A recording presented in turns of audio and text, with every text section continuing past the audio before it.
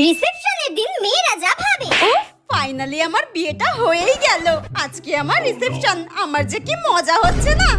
আমার তো ছোট্টবেলা থেকে একটাই ইচ্ছা ছিল আমার বিয়ে হবে। ফাইনালি আমার বিয়েটা হয়েই গেল।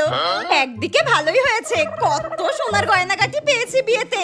এটা তো আমাকে দিয়েছে আমার পিসি শাশুড়ি, আর এই সোনার শাখাটা দিয়েছে আমার দিদা, আর এই পলা বাঁধানোটা দিয়েছে আমার মাসিমণি, আর এই গলার সোনার চিকটা দিয়েছে আমার কাকি শাশুড়ি, আর এই বড় বড় সোনার কানের দুলগুলো দিয়েছে আমার বর।